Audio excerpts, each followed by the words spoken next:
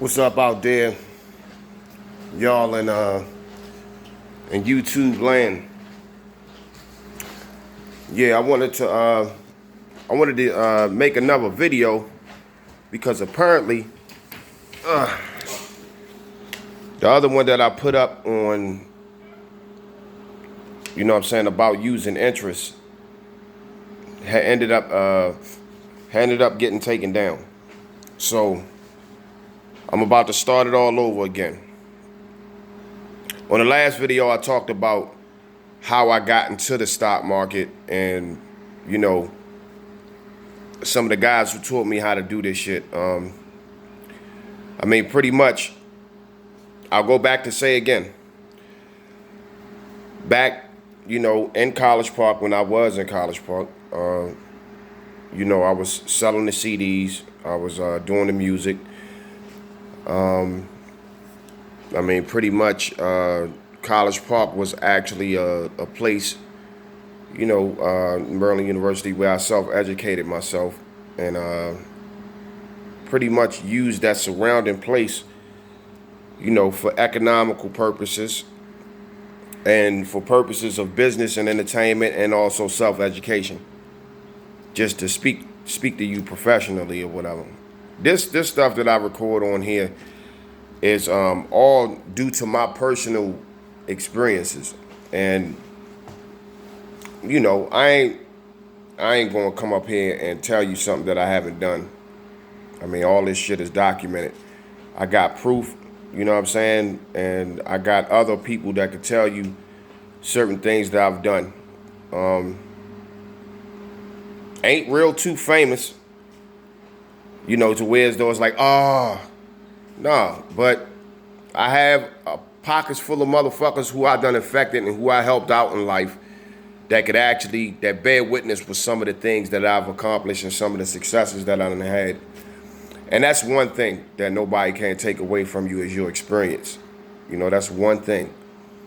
People will try to sabotage your shit and try to do all kinds of shit, but they don't know in the end, they actually end up, hurting themselves.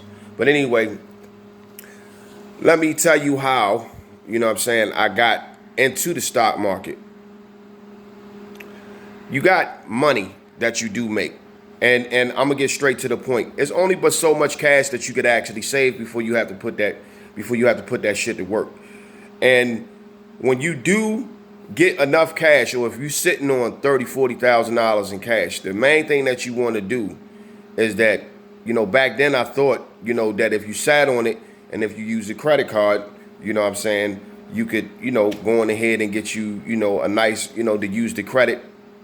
I was more fascinated with the credit and what it could do for you, far as getting anything you want at the time that you needed to get it. It wasn't no hold up. You just charge that shit and keep on moving. What I come to find out is the interest that the credit cards was, was charging me. And I'm not saying that don't use the credit card. I'm just letting you know from my personal experience what I actually found out and how, it affects the future earning potential of those particular dollars that is, that is being used by the card itself. So, they're getting paid. And any other future dollars that you got coming in, they're getting paid off of that. So, like I said, I was selling my records and my CDs or whatever. I had generated four different incomes coming in, which was the music, the shows, working at the restaurant, which was the Cluck You Chicken back then, if anybody who know that went to Maryland University. I was selling my records and stuff out of there.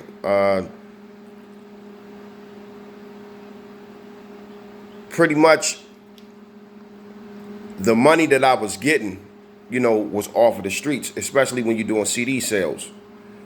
I'm gonna speed it up for you. When I dropped my CD, I sold 430 copies. As I started to get more popular, it hit 2,000. And then after that, it started to sell and sell and sell and sell and sell and sell and sell or whatever. By through the cases that I've gotten, I bought over what, maybe 50,000 worth of CD discs. You know what I'm saying? The discs and you know what I'm saying, and CD cases or whatever.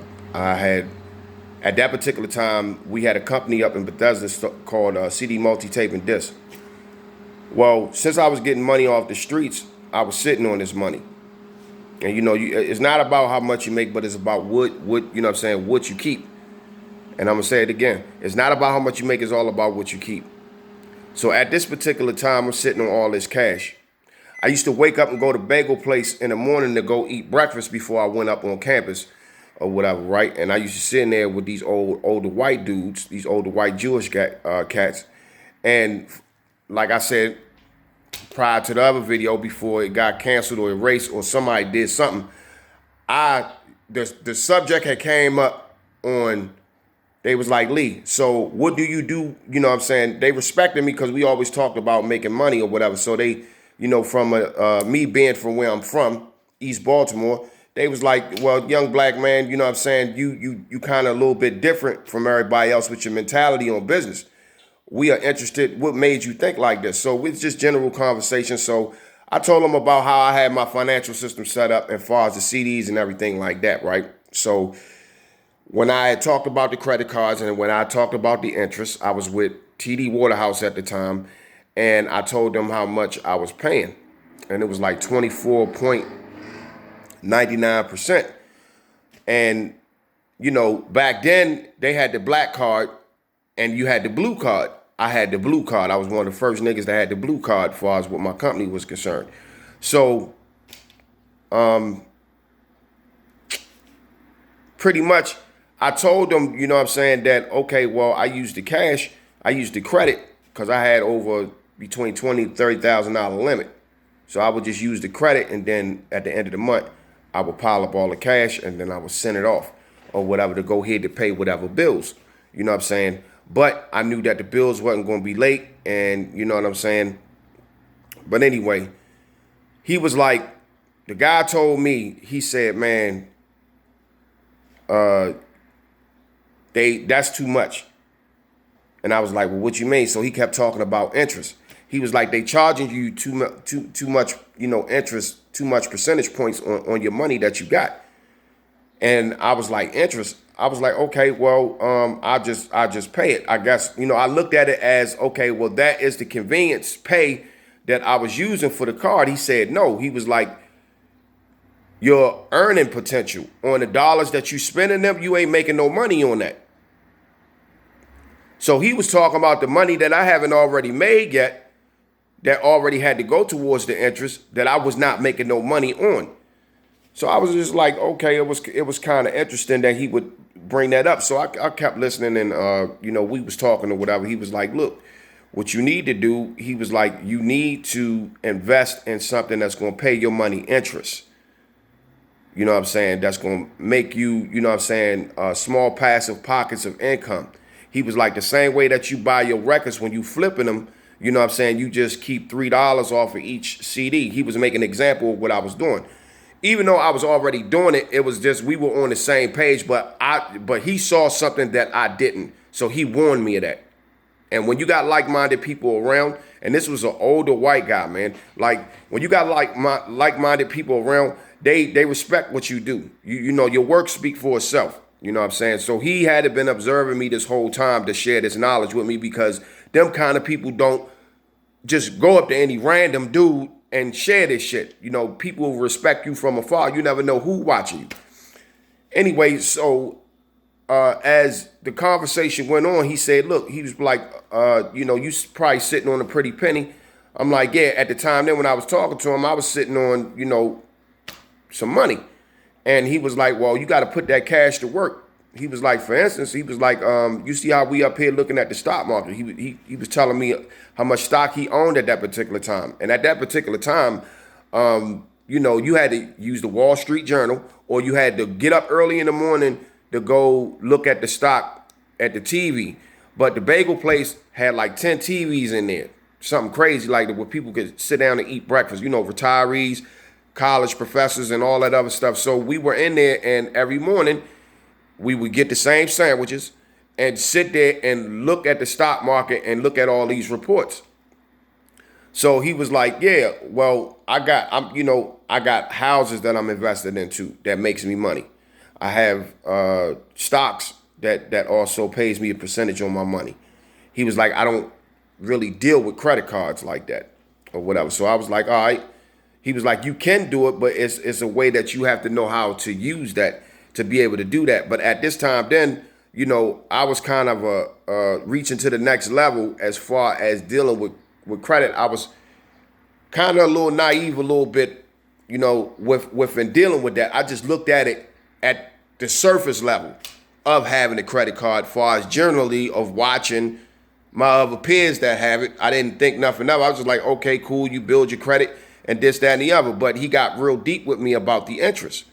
And then I was like, damn. And then he was like, what you need to do is you need to get into the stock market.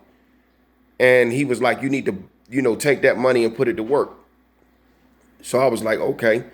So he said, if you are serious and you come up here for the next 3 years, every morning, I'll go ahead and teach you on how to, on how to, do your thing in the market or whatever. He was like, tell TD Waterhouse, because those, that was the company that I had the company card with at the time. He was like, use their brokerage firm, because they do have a brokerage firm or whatever for you to get on the stock floor. Back then, you didn't have these apps. This was pre-internet. You didn't have, the internet was out, but it wasn't as big as it was. It was just beginning. You know what I'm saying? It was like just beginning. Niggas was still doing shit the old-fashioned way or whatever, or what we deem to be the old-fashioned way, as far as looking at the papers and information comes out at a nice pace or whatever. You know what I'm saying? So we had to get the papers for everything. If you needed to know what was going on around, you read the paper. All right. So anyway, I ended up going on ahead, getting into the game, and he was teaching me everything. He was teaching me about what companies does what, how to read, their activity sheets, going on, going on the end and looking at their profit margin, their regular activity. And he just kept going on about this thing called interest, okay, and compounding. And the thing is that people don't understand that a lot of these institutions is set up to actually take money that you haven't already made yet around the board. They know how and how much that they're going to really actually siphon from you, due to whatever favors or whatever loans that you get afterwards. Same thing when you keep your money in the bank. You understand what I'm saying? They got fees and different things like that because they're making interest off your money. So, we want to know, what is interest? What's the definition of it? How can you use it to your advantage? Well, today, due to my experience, I'm going to tell you how you can use it to your advantage. All right. For one, cut up all your credit cards. You could deal with them. If you want to build your credit, that's on you. But don't use them so much. All right. Any money that's in the house, you have to put it to work. So whatever money that comes in, you have to build in the rare accounts and put about a responsibility on each of those accounts. And not allow no interest taking entities or companies to take money out. No loans, no none of that. You understand what I'm saying? You can actually put away, if you working all year, you can actually put away at least 14% of your money for 12 months. And there go your loan money right there. So this thing called interest, when he explained this thing to me, right? He was like, imagine if you get 22% interest on your money in return from the things that you invested in. That's a whole nother passive income. So you ain't got to touch your immediate money. So throughout all this time, we've been paying interest, which kind of slows us up, because when we no longer can pay interest on something, all right, then it knocks us in the hole. it puts us in debt. That 20% or that 30% or that 10% that they tacking on to us is keeping us deeper in the hole. So then we become actual slaves, to these institutions that we get loans from. So for the 3 years I went, and I don't mean to be all over the place. For the 3 years, just to speed it up, I went up there, and we exchanged, information or whatever. And he taught me everything that I needed to know about the stock market. And he was like, it's only going to be what the fuck you going to put into it. So if you willing to put into it, you put into it. If you're not going to put into it, don't put into it. He was like, you should be investing constantly every fucking month, at least about 7 to 14% of your earnings every month, for the next 30, 40 years. So you always want to constantly keep your money and put your money to work. And you want to put your money into things that is going to make your money. And a house ain't just one of them. The stock market ain't just one of them. You got insurance policies, which I'm going to do another segment on. And also you got your product that you actually selling if you got a side hustle or whatever. So, the more you buy, the more you sell, the more you buy to sell more, to buy more, to sell more. All right. It was something that Warren Buffett was saying. And he was like, I'd rather have more cash or more businesses than cash. That's what he said. I'd rather have more businesses than cash. More businesses than money. And it makes a lot of sense because, the money is not really going to be worth anything if you're not going to, put it to work. So when I started cutting all these things off, I started to see my money grow as I go further into the story. I started to see my money grow. I started to see my profit margin get a lot larger because I was unlocking that interest that I was paying, that 24%, 0.99. I wasn't giving that out no more. So my profit was getting bigger. And then I would just hire or contract, hire or contract some of my homies and shit to do work for me or whatever and just unlock it into the crew. So pretty much that was when I first learned, about interest.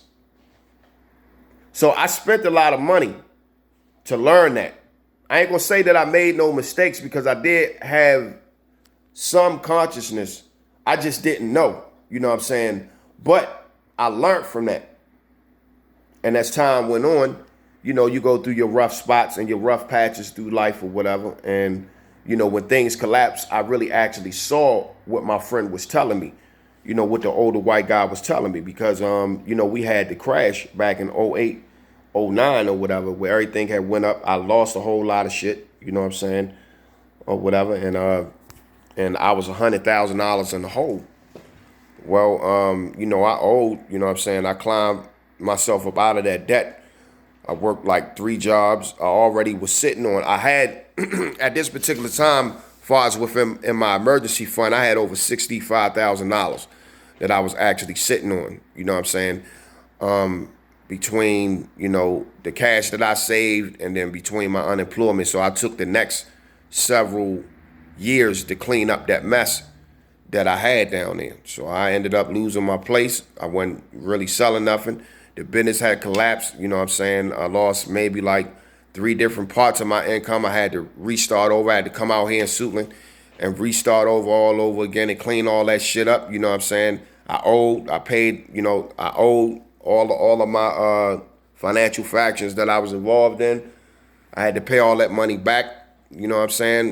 I ended up getting fucked over on a deal because I had made an investment and these people didn't come through, found out that they were suing each other and shit. It was a whole lot of shit that was going on.